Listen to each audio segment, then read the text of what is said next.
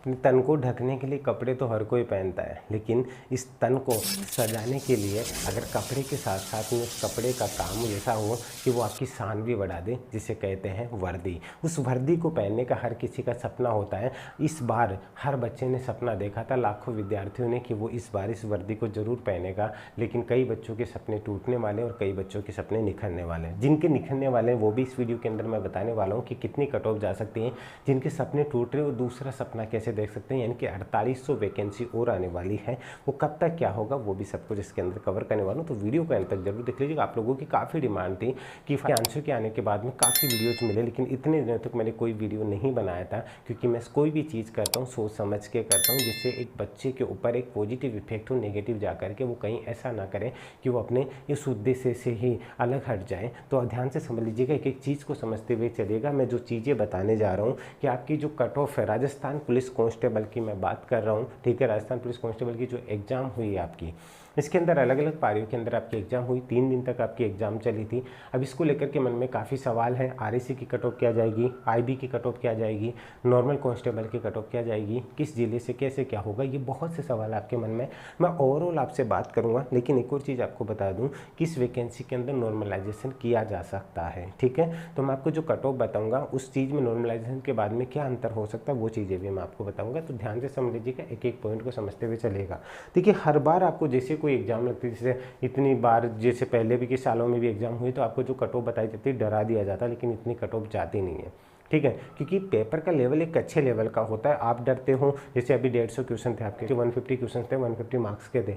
उस टाइम पे जब पेपर देके आए तो आपको बताया गया 110 कट ऑफ जाएगी, 120 कट ऑफ जाएगी। आपको पता है कि जब बच्चा पेपर देके आता है हवा में रहता है कि उसने इतने किए तो सही होंगे, लेकिन जब धीरे धीरे यूट्यूब से मिला तो उसके बाद में आंसर की से मिलाता है। यूट्यूब से मिलाने के बाद आप आंसर की से मिलाते हो तो आपके 4-5 क्वेश्चन तो मिनिमम है, नहीं तो 6 से 7 क्वेश्चन का भी आपको डिफरेंस देखने को मिलता है। वो आपने भी देखा होगा।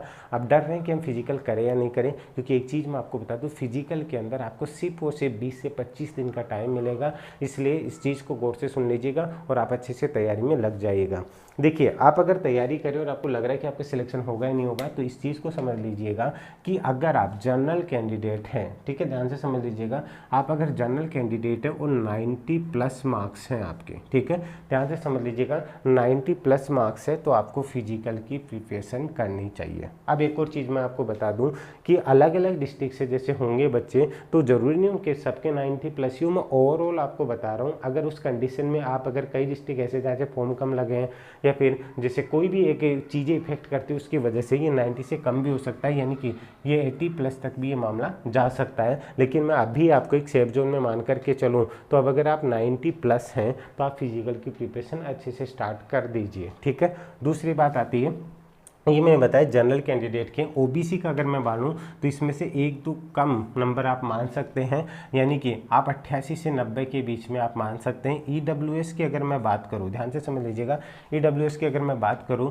तो आप 85 मान सकते हैं, ठीक है, 85 से अगर आप अबव हैं। इसी के तरीके से अगर मैं एमबीसी की बात करूँ, ध्यान से समझ लीजिएगा, एमबीसी की बात करूँ तो आप यहाँ पे मान के चलिएगा 83 मार्क्स, ठीक है। और एसटी और एससी की अगर मैं बात करूँ, अच्छे से समझ लीजिएगा, तो अगर आप 78 प्लस भी हैं तो आपको यहाँ पे फिजिकल की प्रिपरेशन करनी चाहिए। मैं सिर्फ आपको यही राय दूंगा, आप अभी किसी चीज़ के भरोसे मत रहिए, ज़्यादा कट ऑफ नहीं जाएगी। मैं और कह दूं, ये 90 प्लस भी इससे कम ही रहेगी, ज़्यादा जाने के बहुत कम चांस हैं।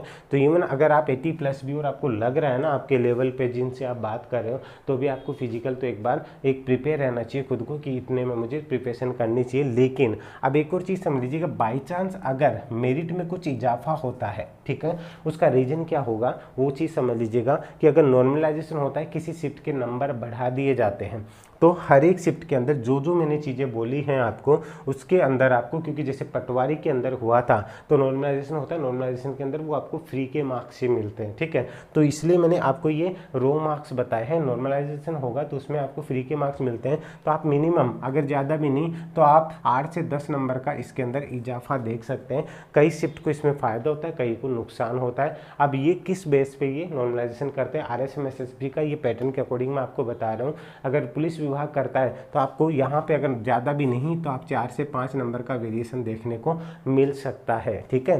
तो यहाँ पे इस चीज़ ज़रूर ध्यान दे लीजिएगा। अगर आप इसके आसपास हैं तो टेंशन फ्री रहिएगा। कई शिफ्ट में ऐसे बच्चे भी होंगे जो 80 के आसपास भी हैं, ठीक है, ध्यान से समझ लीजिएगा। अगर उनका नॉर्मलाइजेशन होता है और शिफ्ट को फ़ायदा होता है तो यहाँ पे वापस वो 8 से 10 नंबर मैंने जो प्लस किए हैं आपको, तो वो इसमें आ सकते हैं। इसलिए मैं कह रहा हूँ कि 80 वाले भी अपने आप को ऐसे ना समझे कि हमारा नहीं होगा। मैं ये सिर्फ एक श्योरिटी वाली बात कर रहा हूँ। तो फिजिकल की तैयारी कीजिए। उसका रीज़न क्या है? क्योंकि फिजिकल इसको बहुत ज़्यादा इफेक्ट करेगा। तो ऐसे मैं सोची मेरे मार्क्स कम है तो मैं फिजिकल की तैयारी नहीं करूँ, ठीक है। इस चीज़ को समझ करके आप लाइफ में आगे बढ़िए, डेफिनेटली हो जाएगा, कोई दिक्कत वाली बात नहीं है। दूसरी बात, जिन बच्चों का नहीं होता है तो वो क्या करें, आप टेंशन फ्री रहिए। आपकी जल्द ही पुलिस कांस्टेबल की 4800 वैकेंसी और आने वाली है, ठीक है, 4800 वैकेंसी। अब सवाल आएगा सर ये सीईटी में शामिल होगी क्या? तो ये सीईटी के अंतर्गत शामिल नहीं होगी, मैं आपको ये क्लियरली बता रहा हूँ। इसको लेकर के मैं एक अलग से डिटेल वीडियो बनाऊंगा 4800 वैकेंसी को लेकर के कि आपको कैसे क्या प्रिपरेशन करनी है, इससे रिलेटेड स्टडी मटेरियल होगा, वो सब कुछ मैं आपको एक एक चीज़ प्रोवाइड करवाऊंगा। आपको रीजनिंग, आपका कंप्यूटर, ये सारी चीज़ें मैं आपको यहीं पे फ्री ऑफ कॉस्ट की क्लासेज आपको यूट्यूब पे भी मिल जाएगी। तो आप चैनल को सब्सक्राइब जरूर कर लीजिएगा। और आप इस बेस एरिया में हैं, एक और चीज़, अगर आप आरएसी के हैं, आरएसी के कैंडिडेट तो जनरल, इसमें मैं ये मान के चलता हूँ कि 110 के ऊपर हैं आप, यानी कि 100 प्लस हैं। तो मैं ये मानता हूँ कि मिनिमम 110 भी नहीं तो 105 प्लस हैं, तो आप इसमें सेफ रह सकते हैं, क्योंकि आरएसी की कट ऑफ थोड़ी हाई जाएगी सिवाय इनके, ठीक है। तो इस चीज़ का जरूर ध्यान दे लीजिएगा। यहाँ पे जैसे जब कमिश्नरेट है तो यहाँ से थोड़ी सी कट ऑफ है, वो यहाँ पे जो बताई है उससे भी थोड़ा इजाफा आपको 5 से 7 नंबर का देखने को मिल सकता है। मैंने ओवरऑल आपको कट ऑफ बताई है, तो आराम से टेंशन फ्री रहिए और फिजिकल की तैयारी कर लीजिए, क्योंकि आपको 20 से 25 दिन का ही टाइम मिलेगा, ज़्यादा नहीं मिलेगा। दूसरी बात, सर इसमें और कितना टाइम लग जाएगा, तो आप ये आराम से ओवरऑल अगर मैं बात करूँ ना तो आपको दिसंबर से पहले इसमें ज्वाइनिंग मिल जाएगी, ठीक है।